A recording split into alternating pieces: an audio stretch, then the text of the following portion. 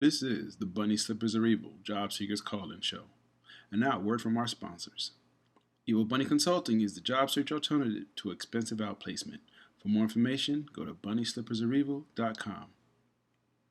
Let 3dresumes.net turn your resume into a web page with a customized domain for 12 months for only $30. Help hiring managers and recruiters find you and make your resume available 24/7 and get a free professional email address just for your job search. You can see my online resume at tyronegriffin.com, and to get your own, go to 3dresumes.net. If you are thinking or about to look for a job in today's world, you will find a new reality in the job search process. The world has changed. Job search today is much more complicated than 5 years ago. Volumes of resumes, more applicant screening systems, depersonalized applications, panel interviews, team hiring, long, complicated applications, branding and social media. Yes, the world has changed. But have you? Are you still trying yesterday's approach? Why struggle and miss out on today's opportunities? Career Oyster is here to help. Great coaches, the latest resources, unique strategies, person-tailored to your job search. Find out the new reality and how you can prevent costly mistakes. To register for a free 45-minute private lesson with Howard Caddy, go to careeroyster.com. Find the facts now. You'll be glad you did. Remember their motto, the world is your oyster, be the pearl.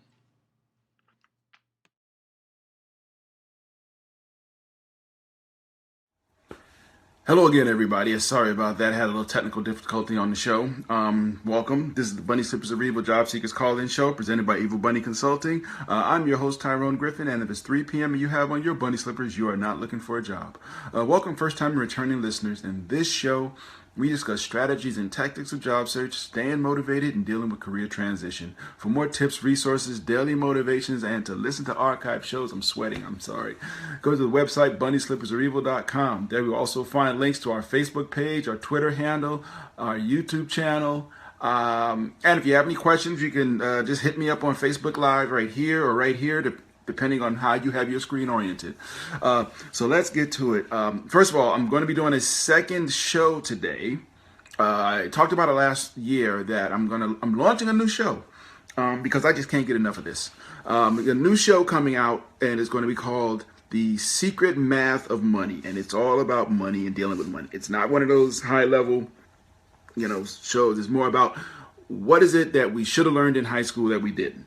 So that's basically the premise of the show, and we'll just talk about how to budget, how to invest, how to do all those things.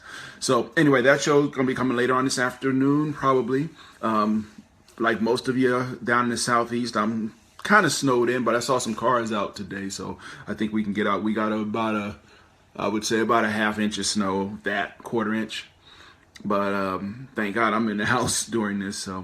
So anyway, welcome again. Thank you very much for tuning in. Again, I apologize for the earlier technical issues I had. So I'm very sorry for that. So let's talk about today's show. So this show, Bunny Slippers Are Evil, what we're going to talk about today, we started it last year and we're going to continue the format of the first Saturday of the month is our job search Q&A. So if you got a job search question, you can either hit me up on Facebook during the week, or you can hit me up right now if you have a real job search question. I got a couple of questions that I'm going to go through. But again, if you have any questions, please feel free to type them in. Hey, Monica, thank you for tuning in. So let's go over that. The question I got this week from somebody who was in job search, and I asked them. They said they're looking for a job, and they posted on Facebook. I need to look for something. And so I asked them, okay, are you on LinkedIn? And their response was pretty much, yeah, I've been on LinkedIn, but it's not working. So I went out and looked at their LinkedIn profile, and it was kind of empty. It was very empty. And it just made me think, okay, when you say something's not working, when you say your LinkedIn's not working, your network is not working, what are you doing? Okay. In this situation, okay, just to be on LinkedIn is not enough. Okay, I have a profile on LinkedIn. Yeah, really? Okay, what does that profile do? Have you completed the profile? Because LinkedIn will let you they will tell you how complete your profile is. Have you completed your profile? Is your whole work history up there? Is your do you have any recommendations from people? Yeah. Are you working the system? Have you optimized your profile? And this year, we'll talk about optimizing again. I do that every so often, how to optimize your LinkedIn profile. But have you done that? So just to say you're on LinkedIn, I have a profile on LinkedIn, and you're sitting back waiting for it to work. Here's the thing about job search. Job search is not a passive activity. Job search is an aggressive activity. You have to be proactive. If you're looking for a job, you are looking for a job. So you have to be proactive in your search. Okay? So you can't just sit back and say, hey, I put everything out there. Why nobody's calling me? I always equate job search to dating. And if you are trying to date, if you are trying to find that special someone, you can't just go sit in the house and wait for them to knock on the door. You have to aggressively pursue meeting people. You have to socialize. If you're using a dating site, yes, some of y'all are beautiful enough, and that you can just put your profile up there and everybody comes to you. I'm not one of them people, and a lot of us aren't. If you want people to notice you, either in job search or in a dating or social environment, you have to take a step. You have to be non-passive. You cannot let it say, I'm going to sit back and let the jobs just flow to me. Now, there is a way to do that. And we'll talk about that another time with the job network, with the job sites. But ultimately, you have to make the move. You have to make that first step. You have to do it. So, the question with this person, if you're on LinkedIn and LinkedIn's not working for you, answer this question. Again, have you completed your profile? Do you have a professional picture? A professional picture. And I say professional, you don't have to go to a professional photographer. At least out here in the ATL, there are lots of photographers that will donate their time at the Roswell United Methodist Church meeting that's on this coming Monday. They actually have a photographer that will give you your picture on a thumb drive. They had somebody donate a bunch of thumb drives, and they will give you your picture. He will take a headshot and he will give it to you on a thumb drive. Why are they doing that? Because LinkedIn, to make your LinkedIn profile complete, you need to have a good headshot, or you need to have a headshot. Now let's talk about headshots a minute, because I have seen some of the craziest headshots in LinkedIn. And what I mean by crazy is I have seen headshots that were Gumby. I've seen Gumby. I've seen headshots of, you and your boo hugged up. That's your headshot, your business headshot. And the person's name, I'll never forget, the person's name was Terry. So it was like, okay, which one of y'all is this profile on? Look, you married, dating, whatever, you love your spouse, your partner. I'm cool with that. That is cool. Time and place, people. There's a time and a place. There was this basketball player years ago, maybe about 10 years ago. I forgot the guy's name. He ended up with a reality show with his wife. But his thing was, he was so in love with his wife that he wouldn't do an interview with a female reporter. I know I'm going on a rat hole, and I apologize, but he wouldn't do any of that stuff. He wouldn't during the game. He wouldn't look at if the cheerleaders came out at halftime. He would look down, because he was so devoted to his wife. When he got to the foul line, he would do something he did that show her, I love you, I'm thinking about you. And, okay, beautiful kind of love. That's a beautiful, hey, more power to you. At the same time, let's be real. If you got to hold your man that tight or your woman that tight, that old Star Wars term, the more systems you squeeze, the more will slip through your fingers. And that's the truth. Okay. Okay. Back from rat hole. If we're still doing a drinking game, so yeah, you can take a sip for that one. But anyway, getting back to LinkedIn, it's not a passive activity. Job search is not passive. It is aggressive. Okay. If you have, this person didn't have any groups. They weren't in any groups. That's a great way to network with people who are looking for the same kinds of opportunities you are. Okay. Get into groups. The person was not in any groups. There was so again, they were, quote, on LinkedIn, but they weren't really there. They just had a presence. Are they, the person, are you networking on LinkedIn? Are you reaching out? Just 100 and some 200 million people on LinkedIn. Have you reached out to them? Not all of them, because that would be crazy. But have you reached out to some of these people? Are you actively courting, to network with people? If you're not doing that, then you're really wasting your time. Okay, you have a presence, but it's like you live in a house, but you never leave the house, so none of your neighbors know who you are. Okay, so all of those things, to just say you're on LinkedIn doesn't really matter. It doesn't mean anything if you are not actively doing something on LinkedIn. Take the next step, your resume. Okay, I got a resume, so I should get a job. Well, are you working your resume? First of all, let's look at your resume. Do you have any typos? Your resume structure, the type of resume you have, is totally your business. Unless you're trying to get a government job, and then I think there's like a 10-page resume you got to fill out. But if you decide to use a chronological, a functional, hybrid, whatever, do you have any typos? Have you checked your resume for typos? I mean, you think that would be the first thing people would look at when they finish their resume. Have you checked your resume for typos lately? Because it's one thing to have a resume, you got your resumes tight, and then you make a change, and all of a sudden it's like, oh, there's a typo on this I missed, and I sent it out. Run spell check, people. Run spell check. It's a whole lot easier to run spell check now than it was years ago, because it'll give you that little squiggly underline when a word is like, that word, that's not how you spell that. Or that word don't spell nothing. Have you checked your resume? Again, typos. How is it laid out? Is your address, and this is one thing I stress, and I can't stress it enough, do not put your home address on your resume. On your business cards, your marketing plan, nothing. Why? Because Google Street View, number one. Before there was Google Street View, okay, in job search, we have, in our society, let's just be fair, in American society, and probably in other countries as well, we have unsavory people. We have people who are pedophiles, murderers, rapists, whatever. We have all these different kinds of people in our society. Let's just admit that.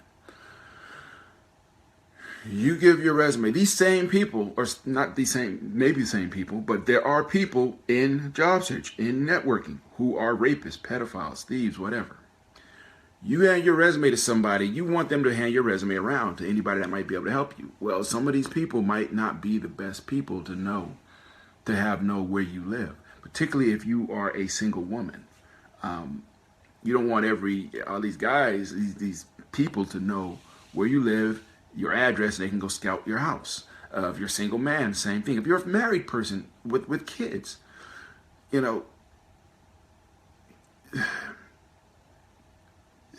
a crazy scenario. You're married with kids. They know you're job searching, so you're probably out of the house all day or whatever, trying to do things. And somebody scouts your house when your kids come home because they know you're out of the house. It sounds crazy till it happens. Don't put your address on your resume. That's one reason, is because of Google Street View. I actually, to prove my point for somebody, I pulled up their house and told them they have a beautiful fence around their yard. Okay, now, did that scare them? I probably did a little bit. I hoped it did. But that took me 5 seconds. Copy and paste their address, zip code into a browser, and boom, Google said, here's where they live. Look at the house. Oh, walk around the house, That's not good. The second reason is because when you put where you live and you go to a job interview, the hiring managers, if it's a committee or whatever, they will make a determination. And this happened to me where I applied for a job. It was at a startup. And I thought the interview went very well. And I heard from the recruiter afterwards that they were concerned that my drive was very far. Now, I had not put my address on my resume. in the interview, and yeah, it was probably illegal, but they asked me, where do you live? You know, what town do you live in? You know, just in conversation. How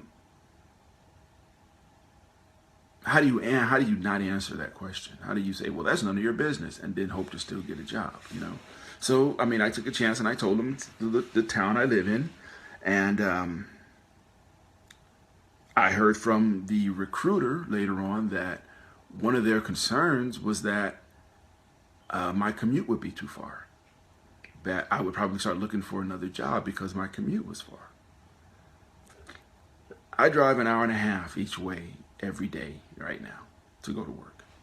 I'm happy doing it because I use that time to listen to the podcast and learn and get into myself. So I am more, even in Atlanta traffic, right?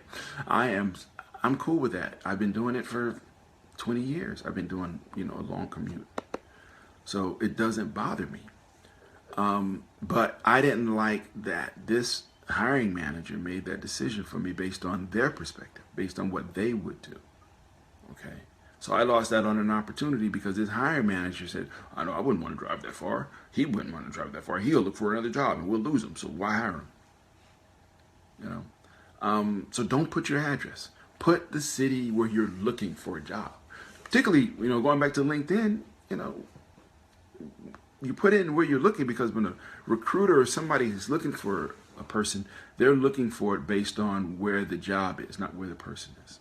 So anyway, get back on that. On resumes, you know, where'd you put your resume? You say your resume is working. Where is it? It's in this nice, beautiful leather-bound portfolio. It should be working for me. And it's not. Nope. Have you posted it on the job networking sites? Have you, you know, Career Builder, Indeed, Simply Hired, Dice, all the ladders, all those? Have you posted your resume? Have you updated it recently? Because the way a lot of those websites work is when you update your resume, and all of a sudden it goes up to the top of the list for a lot of for when people search on those sites, it goes up to the top of the list. So if you haven't done that, you know, it's not working for you. So just having a resume doesn't really, you know, affect you. Now, next thing on your job search, does your resume, while we're on the resume, does your resume really tell a potential hiring manager what you're looking for? I mean, it sounds simple. What are you looking for in a job? What are you looking for? That's a simple question. What are you looking for? Okay. Are you looking, you know, for jobs that like you've had? Don't make the assumption that the hiring manager will say, oh, well, they've had this job. That's what I'm looking for. That's why I'm hiring them. Might not be what you're looking for. Okay. Be explicit in somewhere in that resume, mostly in the summary, and just say what it is you are looking for.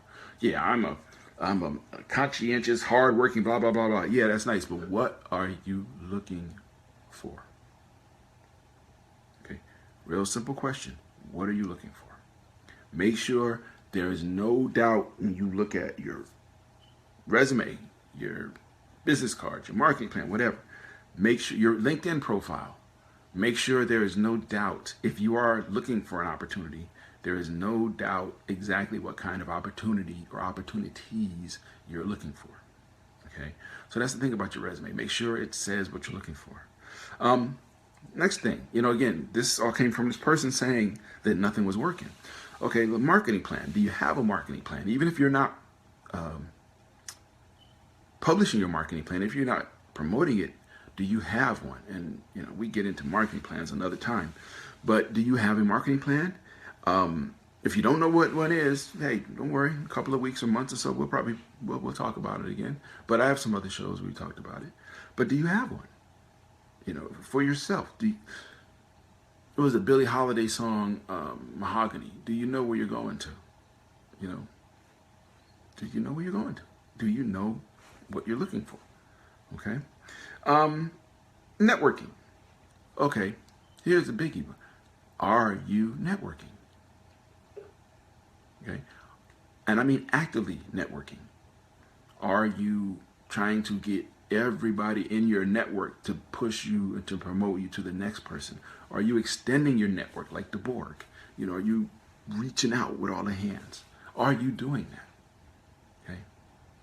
Or are you sitting here passively saying, well, I know a few people, I'm waiting for them to call me back? You got to look at job search, and not to be over dramatic, but you got to look at job search as a life and death situation. And you got to look at it like that, because it is life and death. Okay? You have to consider it like a life and death situation. Because if you don't get a job, ultimately, you're going to have trouble. Assuming you live on your own, you're the primary income provider. You're going to have trouble. So you got to treat it like it's like your life depends on it. I've seen people who were the shyest people in the world, myself included, end up in job search and transition. And boy, let me tell you something. Changes your whole perspective on life. Okay, you become very aggressive because you realize that point where you realize, if I don't do it, it's not going to get done. It's not like some magic wand where I can, boom, drop it. I remember my first job. We had for a large insurance company, and we had these when we did our financials for our customers. We used to put our sheets, they were green, and we would put them, we had to make changes, we make the changes in a red pencil or whatever, and we put them on this table, this certain table, we put them on it. And I'm not exaggerating, we put them on this table, and overnight they get whiffed away. And the next morning they would show up back, and they would all be corrected. It would be new sheets. It was green line paper. It would be new ones with the numbers that you had put on there. And it was like, oh, beautiful. So it was like these magic elves overnight that came in and did it like that. Well, job search don't work like that. Okay, job search do not work like that. It's not like you can just and it work. It is a very active activity. That's a term. It's a very aggressive. It's a very non-passive activity. So you have to do it. Okay, if you're looking for a job, you're looking for a job. I always say this, people, don't send me your resumes and ask me to keep an eye out for positions for you in my company. Don't ask me to do something you can do for yourself. Okay, ain't gonna happen. I might be nice and say, oh yeah, I'll look for something, and I'll never open your resume again. I'm just being honest. And I say that once every few months. I say that, and people still send me resumes and ask me to keep an eye out for them. I'm like, okay, but you're obviously not looking at my show, so the heck with you. But anyway, the point is, that question, the person said things aren't working.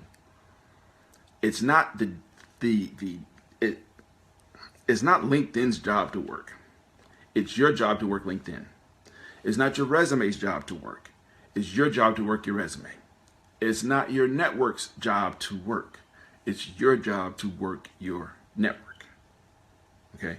That's just how it is. You don't like it? Well, it sucks, but it is what it is. It's not your marketing's job to work for you. It's your job to work your marketing plan. Okay? So, but job search, it sucks, and I will say that. I will say that and say that. It does suck. But the part about job search, the hardest part about job search is not looking for a job, because it's easy to look for a job. The hardest part is dealing with it. The whole time you are looking for a job, the challenge is to keep going. Okay, to keep getting up every day and keep going. Okay. Now, yeah, you'll have your down days. You'll have your up days. You'll have those days where you don't feel like doing nothing, But the goal is to just keep going. So another question I had this week was, what if your friends aren't helping you in your jobs? The way the question was worded was kind of interesting, but it was like, if your friends don't take your job search seriously, that's going to happen. You're going to find out in job search. You really find out who your friends are. Okay, like anything else, it's like in third grade, if you got cooties, you find out who your friends are, because those are the people that will still come around you. The thing is, people who haven't been through a transition phase in their life, people who've never been out of work, they don't get it. And I don't mean to insult people, but that's just reality. You don't get it. unless you've personally been affected by it. It's like if somebody has a disease like cancer or something, they don't get it. I mean, people who've never experienced that don't get what it's like. They just don't. I've been there, so you know, I've seen what it was like.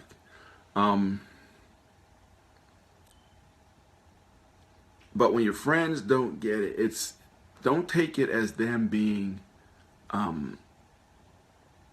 selfish or mean. You know, they just don't get it. And you are the downer in the group now. I mean, I'm sorry to say that. You know, it's like, and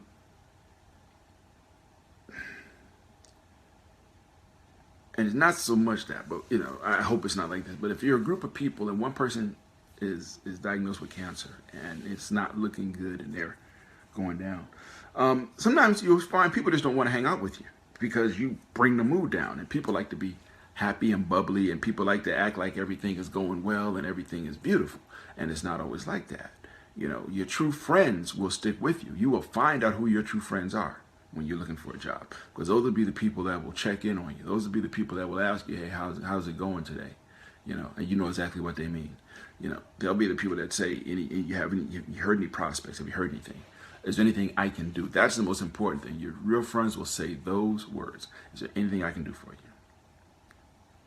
You know, that's when you know you have a friend, when they say that. They may say, well, some people don't mean that. But yeah, a lot of people don't even say it. Okay? A lot of people will not even say, hey, is there anything I can do to help you? Let me know. Okay? So, how do you handle friends like that? You put them in a certain box. You put them over here. I told you I had friends of convenience, because when I left my job, one of my positions, I was laid off. The people that I hung out with every day, the people that I went to lunch with and hung out with every day. When I left the company, all of a sudden, you know, they were going to lunch without me. I understand that because I wasn't there, but they weren't reaching out to me. You know, I still have contact with some of them, but it's not like it was. And I realized when I left that these were people they were nice people, nothing bad about them. But they were friends of convenience. They were friends because it was convenient, because we were all in the same space. They were friends. We weren't tight. It was a group of about 5 or 6 or 7 of us. We weren't tight. We were friends of convenience. And I would venture to say their connection with each other is not as strong either. Not because I left, but because over time things change. People move on to different jobs and so on. And they haven't kept in touch as much as they probably could have. But once you realize that, you know, these are friends of convenience. These are not people that you should be thinking are going to rescue you. Once you acknowledge that, then it's okay. You can move on. Because that's the hardest thing, is to move on. You know, once you can move on from friends, because you got work to do. You know, it's like if you're, not to use this term, but if you're a gangbanger, and all of a sudden you say, you know what, I'm gonna get my stuff straight. I wanna go ahead and I wanna go to school, and I wanna go ahead and do something with my life. And you'll find that there are people who just drop off out of your life because they don't have the same goals as you do. They don't have the same aspirations as you do. And you guys can still be friends, but understand you got to put them in their place. You can go to cookouts with them. You can, you know, maybe do this and that. But when you're being about your business, you got to be about your business. And when you're in transition, your business is finding a job. You have to be about your business. That's all there is to it. And if they are not trying to help you be about your business, then they can't do anything for you. And you have to cut those ties. And sometimes it hurts, you know, to realize that a relationship is you've had to back off of a relationship, but it is what it is. You know, that's just all there is to it. And sometimes you have to do that for your own sanity, your own survival. You know, just like in any relationship, a romantic relationship, sometimes you realize, I can't move forward with this person in my life. I love this person. I have a lot of affection, feelings for this person, but I can't move on with my life with this person. I remember a year ago, Iyanla Vanzant did a show where she had, Iyanla Fix My Life or something. And she had Debbie Thomas, the skater from the 80s, a black woman, Olympic skater. And, you know, she top of the world, won gold at the Olympics, beautiful woman. And she was now living in a trailer with a guy and his kid. But she had a kid who the father was, it was like jacked up. Everything was jacked up. And, you know, the point of the story is you got to let them people go. The people that are not good for you, you know it. You know the people that ain't good for you. It's the people when you on a diet and they come by with McDonald's. Nothing against McDonald's, but when you on a diet, you don't need them people coming by with McDonald's. You know, then the people that sit up, you know, maybe your friends at work and they sitting up in the office with you. And, you know, they sitting there eating their food. You don't need them people. It's hard. It hurts. Sometimes you got to let people go. And when you got to let them go, you got to let them go. Because you have to be selfish when you're trying to get yours. You have to be selfish. And I'm sorry to put it in those terms, but that's just it. Sometimes you have to be very selfish. Okay, so the answer to the question, you know, these my friends don't get it. Yeah, okay, and they're not gonna get it. You know, that's the other thing too. I think a lot of times we spend a lot of time with people thinking that one day they're gonna get it. One day they're gonna go, and that light bulb's gonna go on, and we think they're going to get it, and they don't get it. Not only do they not get it, it's even worse. You know, they just don't even know it's there. You